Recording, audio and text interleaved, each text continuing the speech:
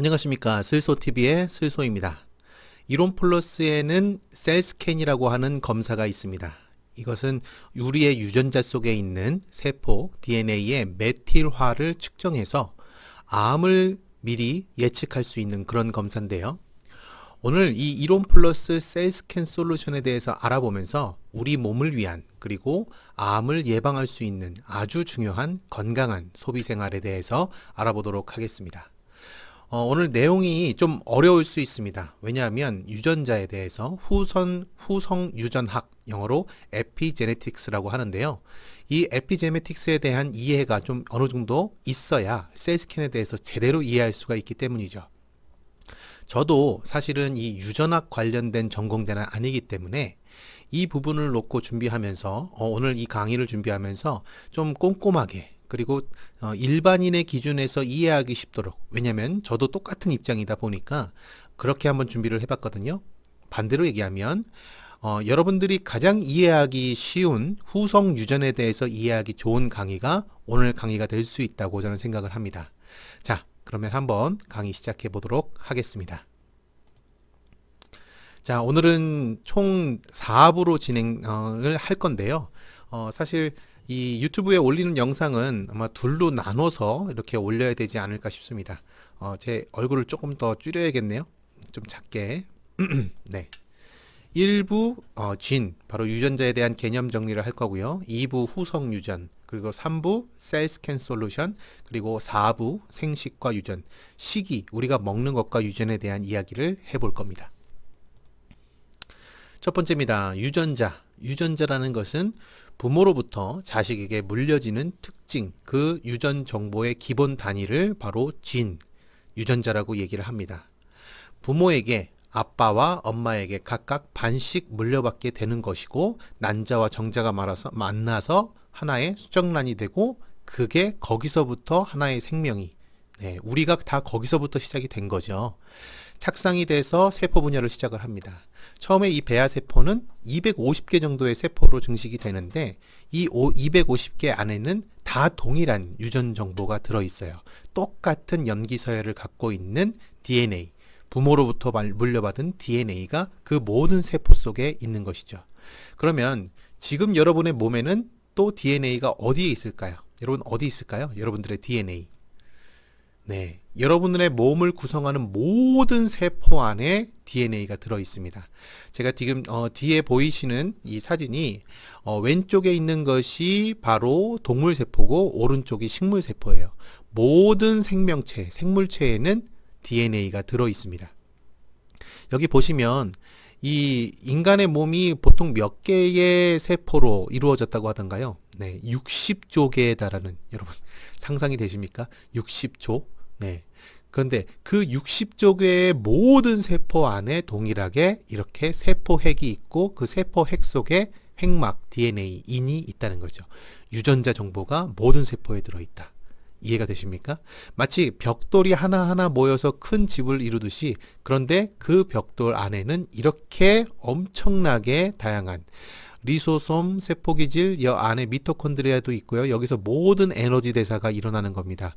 여러분들이 지금 여러분들의 이 영상을 보고 있는 눈, 그리고 냄새를 맡는 코, 피부, 치아, 머리카락에도 이 세포 구조가 다 들어 있습니다. 그래서 머리카락을 뽑아도 DNA 검사를 할 수 있다는 얘기가 모든 DNA 정보가 우리의 세포 속에 들어 있기 때문에 가능한 것이죠. 그리고 이 모든 세포들은 우리의 생명 현상을, 우리가 지금 살아있지 않습니까? 이 현상을 유지하기 위해서 끊임없이 양분을 얻고 노폐물을 또 내보내는 물질 교환을 하는 것이 이 세포예요. 그렇기 때문에 세포 단위에서부터 건강해야 인간은 건강한 것입니다. 그리고 이 세포의 핵심에 자리한, 세포 핵 속에 자리한 유전자가 어떻게 발현되고 어떤 방향성으로 인간의 세포를 이끌어 가느냐에 따라서 우리의 모든 것들이, 건강이, 인생이 사실은 결정이 되는 것입니다. 이 유전체의 기전을 학문적인 용어로는 센트럴 도그마라는 이야기를 합니다. 중심 원리라. 중심, 사실 도그마 하면 교리라는 뜻도 담겨 있는데 좀 종교적인 표현인 것이죠. 센트럴 도그마다라고 이야기를 합니다. 자, 그리고 이 DNA 염기 서열의 합, 유전자들의 합, 그것을 바로 게놈이다. 유전체라고 얘기합니다. 유전체는 게놈이다라고 얘기를 합니다. 게놈, 욕이 아닙니다. 근데 이 게놈을, 그래서 이 유전체는 창조주의 설계도이다라는 표현 혹시 들어보셨나요? 네, 인간을 구성하고 만들어가는 그 설계가 바로 이 게놈 지도에 들어있다라는 이야기. 그런데 이 설계도를 한번 처음부터 끝까지 제대로 한번 파헤쳐 보겠다고 하는 도전이 있었습니다. 뭐죠? 여러분 알고 계시나요? 네, 바로 게놈 프로젝트입니다. 이 게놈 프로젝트는 1990년에 시작이 됐는데요. 인간의 세포, 그 핵 속에는 46개의 염색체가 있습니다. 염색체 여러분 아마 사진상으로 한번 보신 적이 있을 거예요. 제가 잠시 뒤에 직접 보여드릴 테지만 이 46개의 염색체는 쌍으로 되어 있기 때문에 32쌍이다 라고 이야기를 들어보셨을 겁니다. 그리고 이 32쌍의 각각의 염기체 안에는 30억 개의 염기쌍이 존재를 해요. 네. 이 30억 개의 염기서열, 이 염기서열의 유전 정보를 모두 해독해 보겠다라고 하는 도전이 게놈 프로젝트였습니다. 1990년 10월 1일에 시작을 했고요. 미국, 프랑스, 영국, 일본 등 주요 선진국들이 참여를 해서 15년에 걸친 3차 5개년 계획으로 추진을 했습니다. 근데 이게 실제로 그러면 2005년에 완료가 돼야 되는데 그거보다 좀 앞당겨졌어요. 왜냐하면 이 프로젝트를 하는 중간에 그 유전학자 벤터라고 하는 이 사람이 이제 참여를 했던 사람인데 별도의 민간 기업을 만들어요. 그러면서 이 프로젝트가 진행되고 나서 8년이 지난 1998년에 본인 기업을 통해서 3년 안에 게놈 연구를 완성하겠다고 따로 공언하는 또 그런 에피소드가 있었습니다. 그러면서 전체적으로 또 경쟁이 붙게 되면서 연구 일정이 좀 많이 앞당겨지게 된 것이죠. 그러면서 최종적으로 2001년 2월 12일에 인간의 게놈 프로젝트가 완성이 됐습니다. DNA 염기 서열의 99%를 밝혀낸 것이죠. 동시에 이 수백 개 또는 수천 개의 염기가 모여서 만들어진 유전자 정보의 수와 위치도 규명이 된 겁니다. 자, 그래서 마침내 밝혀진 인간의 유전자 정보의 개수는 몇 개였을까요? 네. 저기 가운데 써 있지만 바로 19,950개입니다. 사실 이거는 2013년 이후로 새롭게 개정돼서 발표된 수치고요. 실제 2001년 게놈 프로젝트에서 발표된 수치는 25,000개였습니다. 근데 25,000개가 아니라 다시 개정을 해본 결과 19,950개로 수정이 됐는데요. 25,000이든 2만에 50개가 모자란 19,950개든 원래 이 게놈 프로젝트가 진행되기 전에 예상했던 유전자 정보의 개수보다 턱없이 인간의 유전자 정보가 적었다라는 것은 그게 핵심입니다. 왜냐하면 닭 같은 경우가 17,000개의 유전 정보를 갖고 있고 우리가 미물 취급을 하는 초파리의 경우에 13,600개의 유전자 정보를 갖고 있어요. 그러면 이런 동물과 또 작은 곤충보다는 훨씬 더 복잡하고 만물의 영장이자 가장 높은 지능을 갖고 다양한 생명 활동과 현상과 발현을 일으키는 인간의 몸이 거기에 거의 비슷한 수준이거나 혹은 못 미치는 19,950개의 유전자 정보만 갖고 있다. 이거는 좀 굉장히 반전이었던 것이죠. 사실 우리가 지금 그래도 인간이 제일 많지 않나? 네, 포도, 우리가 식물 같은 경우도요. 포도에는 3만 개 이상의 유전 정보를 갖고 있고 옥수수가 32,000개, 쌀이 5만 개, 밀이 12만 개의 유전자 정보를 갖고 있습니다. 네. 그러니까 사실 고등 생물이라 그래서 유전자 정보가 많이 담겨 있다. 네. 구조가 복잡하다. 그것은 아니었다는 것이 핵심입니다. 그게 핵심이에요. 그리고 사실 이 2001년에 게놈 프로젝트가 완성되기 전까지만 해도 많은 사람들이 이 프로젝트만 완성이 되면 암과 에이즈와 같은 난치병, 선천적 질병 이런 것들도 다 획기적으로 치료할 수 있는 새로운 전기가 열리지 않을까 굉장히 큰 기대를 했던 거죠. 인간의 신비에 대한 것도 풀어지리라 기대를 했던 것이 사실입니다. 그런데요, 실제 지금 게놈 프로젝트가 완성된 지 20년이 지났지만 아직 그런 일들은 일어나지 않고 있죠. 우리가 유전 정보와 구조를 확인은 했으나 하드웨어는 다 확인을 한 겁니다. 그런데 실제 이 유전체가 어떠한 방식으로 구체적으로 발현되는지에 대해서는 여전히 미스테리인 것입니다. 여전한 미스테리인 것이죠. 이것은 마치 똑같은 대본을 갖고 연극과 영화를 만들더라도 누가 연출자냐, 누가 감독이냐, 그리고 어떤 사람이 연기를 하느냐에 따라서 완전히 다른 작품이 나올 수가 있죠. 그것과 마찬가지입니다.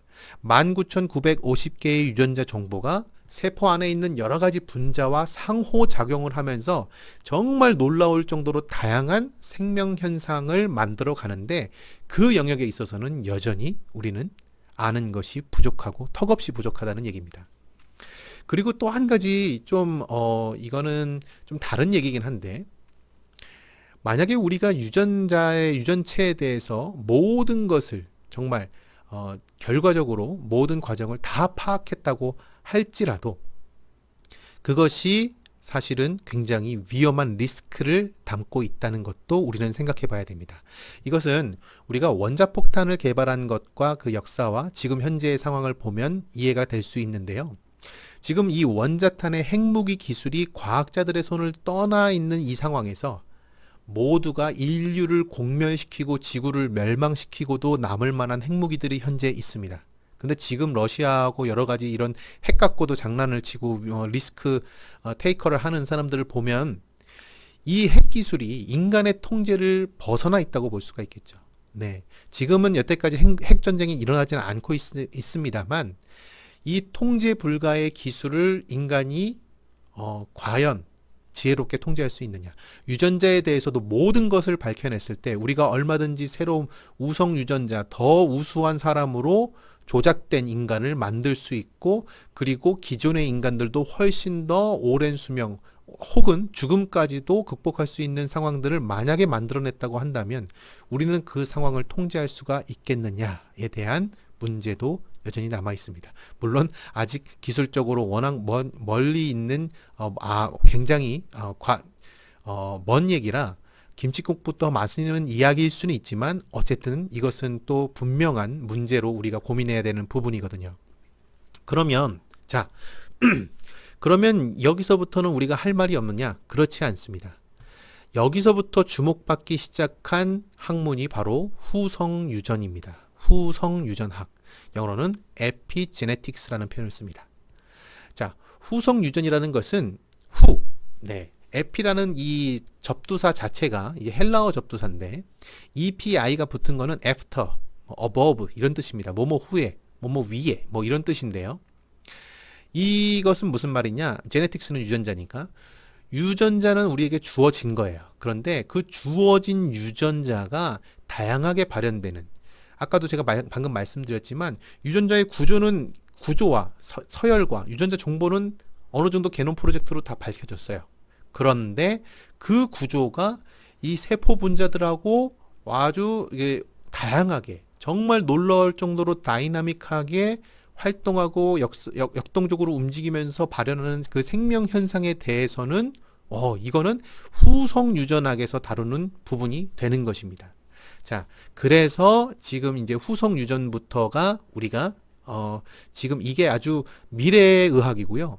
첨단 과학이고, 지금 우리가 향후 우리의 건강 관리, 유전자를 통한 의학, 이런 것들은 다 지금 후성 유전학에서 각광을 받고 있다는 것을 여러분들이 알고 계셔야 됩니다.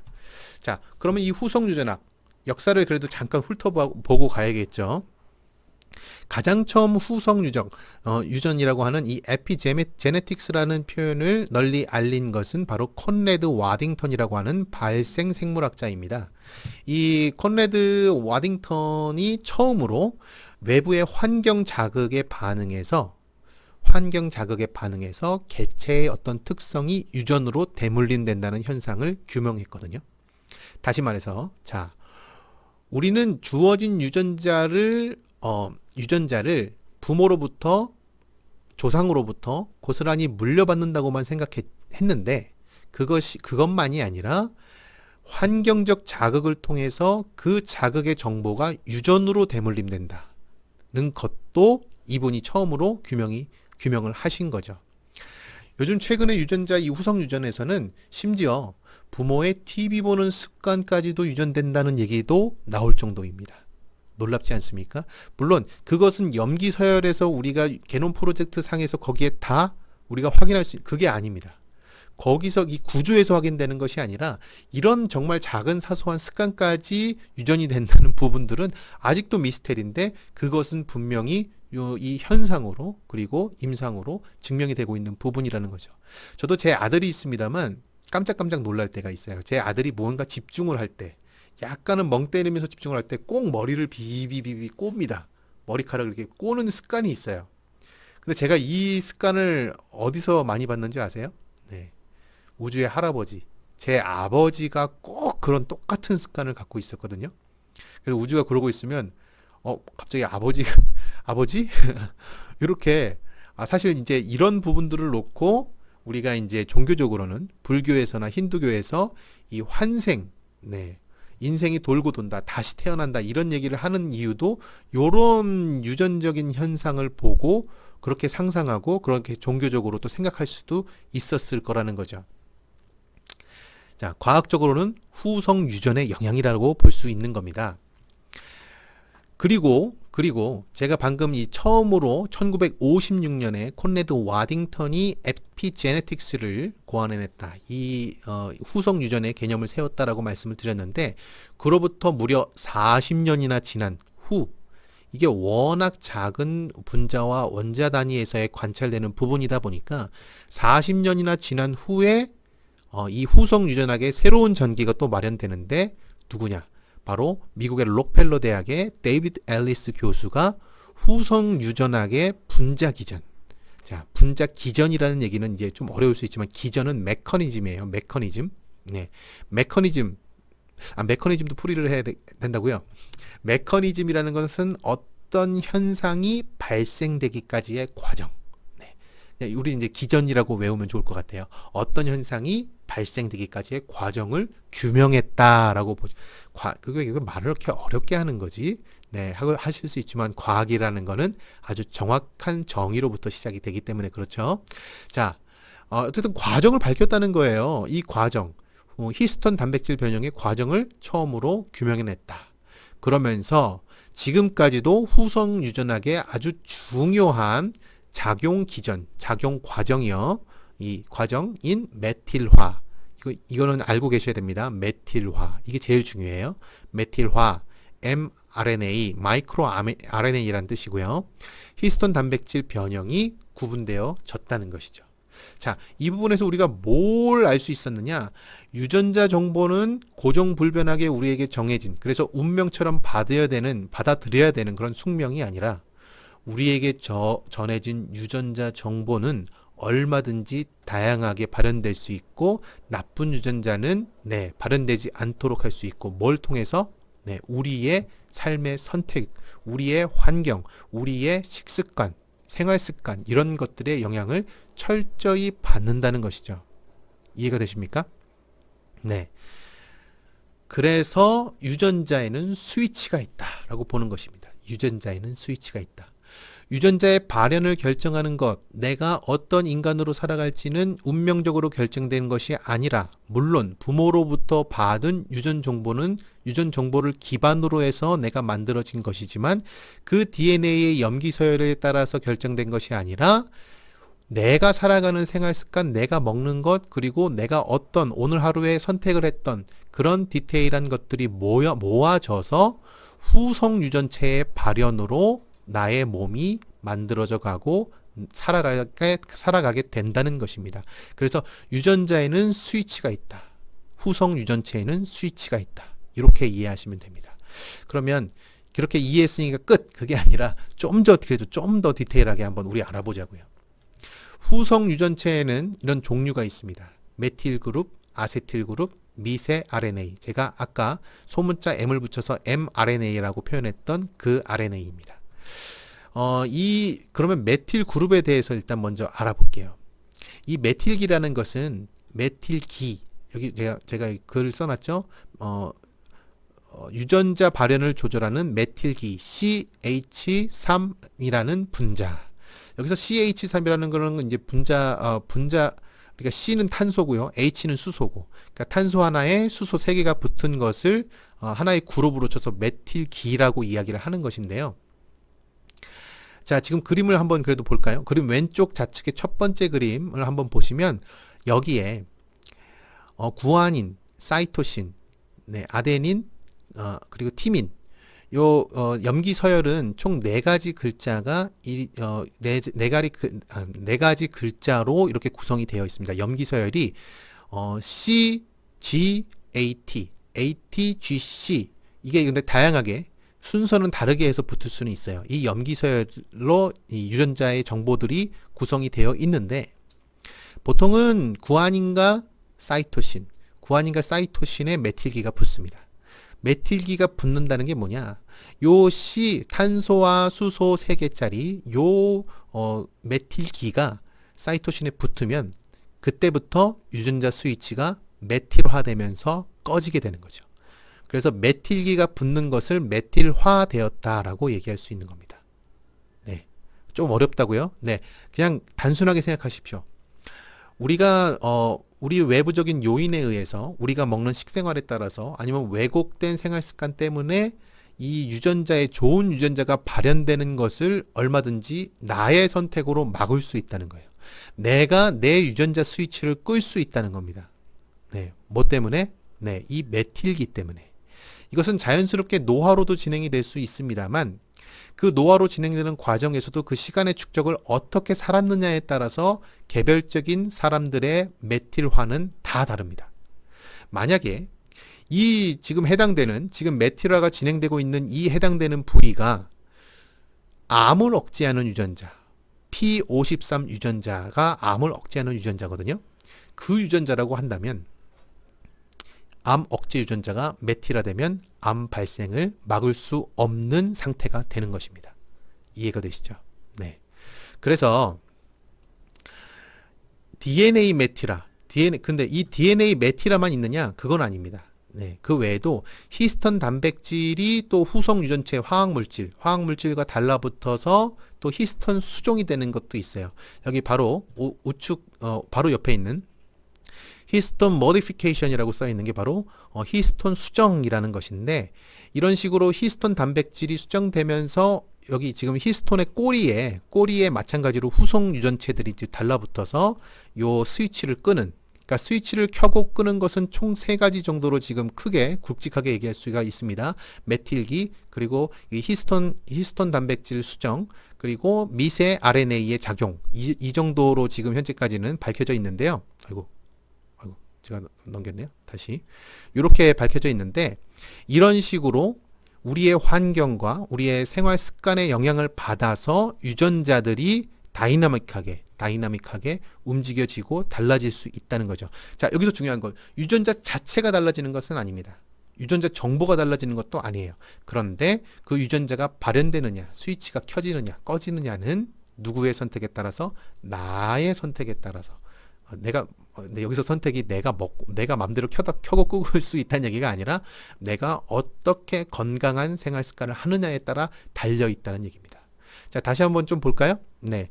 제가 말씀드린 32쌍의 염색체, 크롬솜 염색체를 이렇게 잘 풀면 요게 하나하나 다 실처럼 연결이 돼 있어요. 그래서 이 염색질, 염색섬유라고도 하는데, 섬유, 요렇게 염색질을 풀어나 보니까 이 염색실 안에 있는 것들, 이거 아주 자세하게 보면 요런 식으로 이중나선, 우리가 흔히 DNA로 알고 있는 DNA 이중나선 구조가 요 안에 다 들어있는 겁니다. 요 실타래에 다 들어있는 거예요. 그리고 제가 아까 말씀드린 사이토신, 구아민, 여기 지금 요 구조 안에서 쭉 있는 겁니다. 메틸 그룹, 지금 메틸기가 여기 붙어서 여기 지금 메틸화가 된 거예요. 스위치가 꺼지는 겁니다. 이런 식으로 지금 구성이 되어 있고, 제가 말씀드린 히스톤 단백질은 뭐냐? 일종의 이 염색질이라고 표현을 하는데, 이해하기 좋기 위해서 염색실이라고 얘기하죠. 실타래니까 이 실들을 꼬불꼬불 묶어 있는 실패가 있습니다. 실패가 바로 이 히스톤 단백질이에요. 히스톤이 그 역할을 하는 겁니다. 그래서 이런 식으로 묶여있는 유전 정보가 켜지기도 하고 꺼지기도 하고 응축되기도 하고 그 사이가 느슨하게 풀리기도 하는 겁니다. 이거 잘 모르시겠죠? 제가 영상으로 보여드릴게요. 영상으로 보면 이해가 이제 됩니다. 영상 한번 보죠. 요거는 이제 SBS 스페셜에서 벌써 한 좀 된 건데, 이 영상 굉장히 좀 귀한 영상입니다. 제가 편집해서 지금 짧게 쓰는 거니까 네, 저작권 문제 없도록 한번 보죠. 자, 요런 식으로 지금 염색체잖아요. 근데 염색체 안에 염색질이 이렇게 섬유처럼 어마어마하게 길게 이렇게 있습니다. 그리고 지금 보면 지금 히스톤 단백질이 실패처럼 이것들을 뚫뚫뚫뚫 말고 있죠. 근데 여기에 이런 식으로 메틸화가 붙어서 메틸기가 붙어서 메틸화가 진행이 되면 응축돼서 스위치가 꺼져 버리는 겁니다. 더 이상 이제 유전자 발현이 일어나지가 않는 거예요. 그런데 요게 다시금 건강한 생활 습관 시기를 통해서 다시금 유전자 스위치가 켜지기도 합니다. 요게 아세틸화라고도 하고, 그리고 요런 식으로 다시 응축되기도 하고. 그러니까 유전자라는 것이 고정불변하게 그대로 있는 것이 아니라, 영상 다시 한번 볼까요? 요걸 보면 이제 알 수가 있습니다. 아, 우리 유전자가 이렇게 되어 있구나. 예, 어마어마한 실타래. 요걸요 다 풀어가지고 이 세포 0.00001m 안에 있는 요걸 풀면 길이가 염색질의 길이가 1.8m라고 합니다. 제 키보다 조금 모자라네요. 네, 요 정도예요. 요 정도. 자, 이게 바로 지금 메틸화가 진행되었다가 다시금 스위치가 켜지는 장면을 지금 컴퓨터 그래픽으로 구현을 한 겁니다. 지금 그리고 CH3 메틸화가 또 다시 붙어서 유전자 스위치가 꺼지는 것을 보고 계십니다. 자, 여기서 우리가 반드시 알아야 될 핵심 사실 같이 읽어보죠. 환경과 습관이 후성 유전체를 조절하고 유전자의 발현을 지휘하여 몸과 마음의 운명을 결정한다. 네. 여러분들 우리가 하다못해 정신질환, 우리 마음의 우울증 이런 것들도요, 우리의 정신과 우리의 몸은 구분되어 있지 않습니다. 우리는 같이 하나의 그것이 서로 영향을 주고받는 것이에요.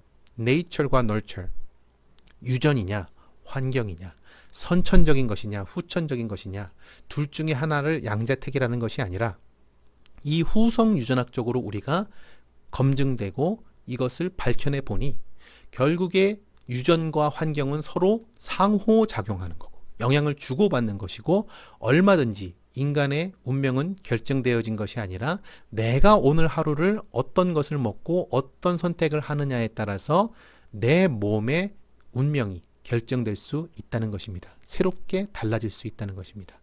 다시 한번 그래서 읽어볼까요?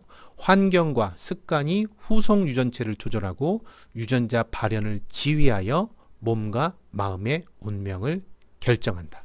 자, 오늘 제가 강의는 2부에서 셀스캔 솔루션과 시기와 유전에 대한 강의를 이어가도록 하겠고요.